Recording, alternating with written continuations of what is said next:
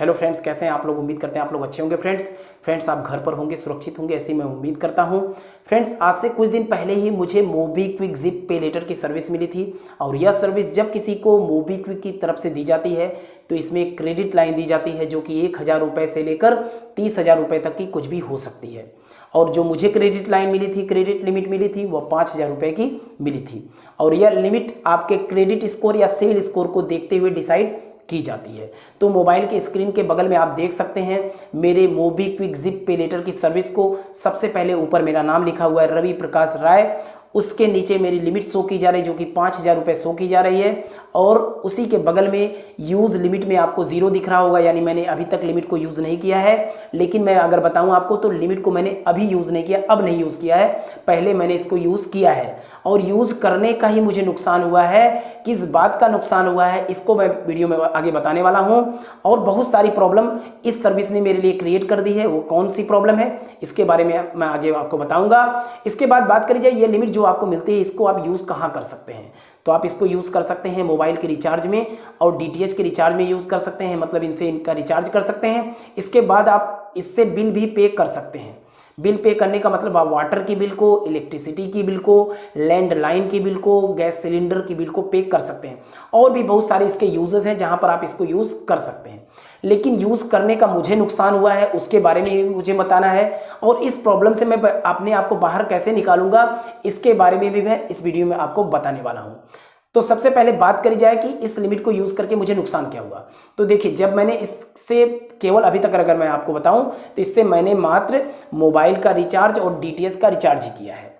लेकिन इन सब को करने के बाद हुआ क्या कि मेरे सिविल रिपोर्ट में इन्होंने मल्टीपल अकाउंट, कई सारे अकाउंट शो कर दिए कि इनके नाम से ये क्रेडिट अकाउंट हैं। अब आप समझ सकते हैं कि अगर इस सर्विस को यूज़ कर रहा हूं मैं, मोबीक्विक जिप पे लेटर की सर्विस को, तो इसमें मेरा सिर्फ एक अकाउंट होना चाहिए जो कि इस मेन अकाउंट को मान सकते हैं। अब यहाँ पर बात थोड़ी सी आपको बतानी बेहद जरूरी है कि ये सर्विस जो मोबीक्विक जिप पे लेटर की सर्विस दी जाती है, क्या यह सर्विस जो है डायरेक्ट मोबीक्विक की तरफ से दी जाती है?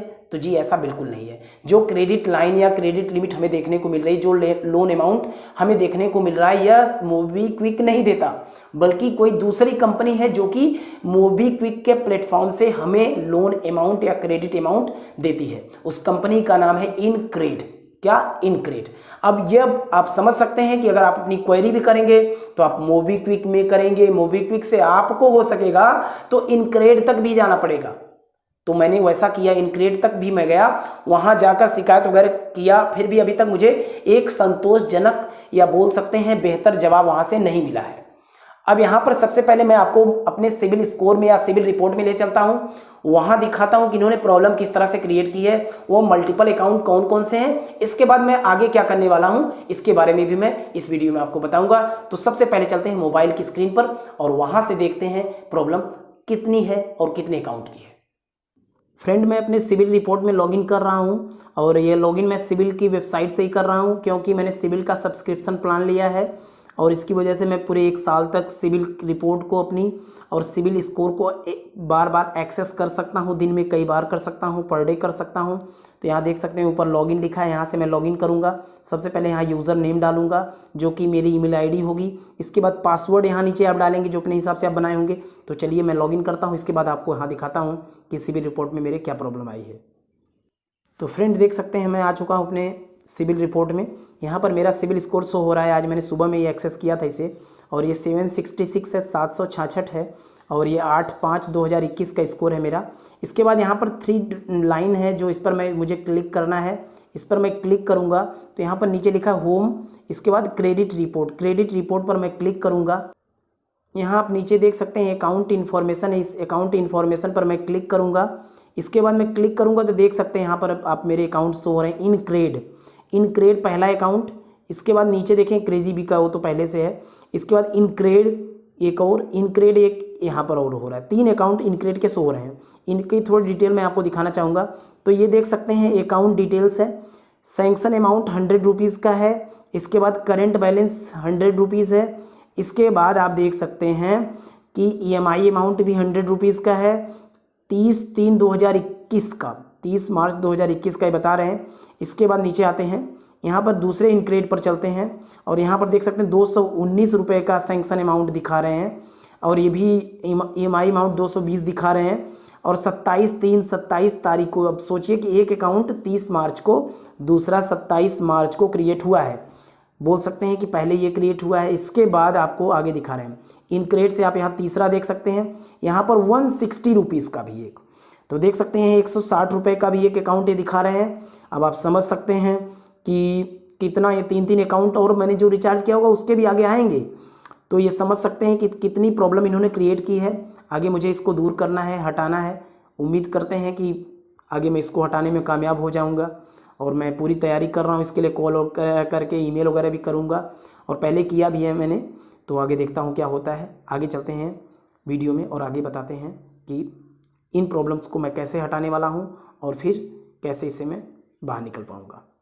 तो फ्रेंड, अभी आपने देखा कि मेरे सिविल रिपोर्ट में कि वहाँ पर मेरे 3 अकाउंट इनक्रेड की तरफ से शो हो रहे हैं और उसमें मैंने मात्र रिचार्ज किया है। कभी मैंने 78 रुपीज़ का रिचार्ज किया है, तो कभी मैंने 219 रुपीज़ का रिचार्ज किया है, तो कभी मैंने 100 रुपीज़ का रिचार्ज किया। अब सोचिए कि ये लोन अमाउंट आपके अलग अलग अकाउंट के नाम से शो हो रहे हैं। ये किस बात का आप समझ सकते हैं बेहतर चीज़ है? कौन सा न्याय है किसी तरह का? बिल्कुल गलत है। और मैं बोल सकता हूं कि जैसे आप खुद एग्जांपल के तौर पर ले लीजिए, पेटीएम पोस्टपेड की सर्विस को यूज़ करते हैं तो उसमें क्या होता है कि आपको एक क्रेडिट लाइन दी जाती है, क्रेडिट लिमिट दी जाती है। अब उस लिमिट से आप रिचार्ज करें, कुछ भी करें, आपने कितनी लिमिट में से कितना यूज़ किया वही आपके सिविल रिपोर्ट में शो होता है। इसके अलावा आपका एक ही अकाउंट शो होता है। इसमें तो ये क्या कर रहे हैं कि हर एक ट्रांजैक्शंस पर, हर एक रिचार्ज पर, हर एक बोल सकते हैं खर्च पर ये अलग अलग अकाउंट वहाँ पर दिखा रहे हैं। तो आप समझ सकते हैं इस तरह से अगर आपने 20-25 रिचार्ज कर दिए तो आपके सिविल रिपोर्ट में 20-25 अकाउंट शो होने लगेंगे। तो ये किस बात का सही है, किस तरह से सही, आप समझ सकते हैं। तो इस चीज़ को दूर करने के लिए मैंने सबसे पहले क्या किया कि मोबीक्विक में कॉल किया, वहाँ पर कॉल नहीं लग रही थी। इसके बाद मैंने इनक्रेड का नंबर लिया, इनक्रेड पर डायरेक्ट मैंने कॉल की। वो बोले कि सर ऐसा ही होता है कि अगर हम किसी भी तरह का आप रिचार्ज करते हैं तो हम इसको आपके अलग अलग अकाउंट के नाम से दिखाते हैं। तो मैंने उनको एग्जांपल भी दिया कि पेटीएम पोस्टपेड हम यूज़ करते हैं, फ्लिपकार्ट पे लेटर यूज़ करते हैं और भी दूसरी सर्विसेज यूज़ करते हैं। तो उसमें तो ऐसा बिल्कुल नहीं होता। उसमें तो हमारा एक मेन अकाउंट होता है, उस मेन अकाउंट में कितना बैलेंस है, कितना आपने लिमिट यूज़ की है, ये सब दिखाता है और इसके अलावा तो कुछ नहीं दिखाता। फिर आप किस बात का ये शो कर रहे हैं? तो बोल रहे हैं सर आपने तो हमसे लोन लिया नहीं है, आप तो मोबीक्विक से लिए हैं, तो आप उनसे बात करें। तो मैं बोला कि प्रोवाइड कौन कर रहा है? आप ना कर रहे हैं। रिपोर्ट सिविल को किसने भेजी है? तो बोल रहे हैं कि नहीं हमने भेजी है। तो मैं बोला कि बात किससे करूँ, मैं आपसे करूँ कि उनसे करूँ? तो बोल रहे हैं कोई बात नहीं। फिर उन्होंने घुमा फिरा के बातें करनी शुरू की और वो बोल रहे हैं कि नहीं आप जो है एक बार कॉल कर लीजिए, क्या कहते हैं कि मोबीक्विक को, और उसके बाद फिर आप चाहें तो हमें ईमेल करें तो हम आपकी प्रॉब्लम को सॉल्व कर देंगे। लेकिन अब करेंगे कि नहीं करेंगे तो आगे मैं बताऊंगा आपको कि हुई कि नहीं हुई, लेकिन मुझे पूरी उम्मीद कि हो जानी चाहिए, क्योंकि अगर नहीं होती है तो फिर तो दिक्कत है। क्योंकि अगर मैंने इतना यूज़ किया, 2-3 अकाउंट मेरे सो रहे हैं, आगे मैंने 2-3 रिचार्ज और भी किया है, वो भी सो होंगे, तो 5-6 अकाउंट तो इनसे सो हो जाएंगे। तो मेरे कुल 18-19-20 अकाउंट अभी हो जाएंगे उसमें। तो ये अच्छी बात नहीं है। जब आप किसी क्रेडिट कार्ड लोन के लिए अप्लाई करते हैं या लेना चाहते हैं तो उस दौरान अगर आपके बहुत सारे अकाउंट शो होते हैं तो उस समय भी आपको क्रेडिट कार्ड या लोन लेने में प्रॉब्लम होती है। तो इस बात का भी आपको ध्यान रखना चाहिए। और अगर आप इसको यूज़ कर रहे हैं तो सोचिए, अगर आपके साथ ठीक चल रहा है तो सही है, अदरवाइज़ आपके साथ अगर इस तरह की प्रॉब्लम आ रही तो आप इसको बंद ही कर दें। बंद करने का अभी तक इन्होंने कोई परमानेंट उपाय नहीं बताया है। इन्होंने बस इतना ही बोला है कि आप मोबीक्विक के ऐप में जाकर इसे टर्न ऑफ कर सकते हैं और जब चाहे तो टर्न ऑन कर सकते हैं, चालू कर सकते हैं। सो मैंने वहाँ पर टर्न ऑफ कर दिया है। बार बार इनकी तरफ से मैसेज आ रहा है कि आप इस सर्विस का लाभ उठाइए, यूज़ करिए। किस बात की यूज़ करें यार? अगर इससे मुझे नुकसान हो रहा है तो यूज़ करने का तो कोई मतलब नहीं है। फ्रेंड, अगर वीडियो अच्छी लगी हो तो लाइक करिएगा। चैनल पर नए थे तो जाते जाते जरूर चैनल को सब्सक्राइब कर लीजिएगा और ऐसे ही वीडियोस मैं आपको प्रोवाइड करता रहूँगा। आपको अगर किसी तरह की कोई प्रॉब्लम है तो आप बताएं, कमेंट में लिखें, इस पर भी आपको वीडियो प्रोवाइड करी जाएगी और हो सकेगा तो कमेंट सेक्शन से ही आपको जवाब भी दिया जाएगा। तो इस वीडियो में बस इतना ही। Okay, thank you friend.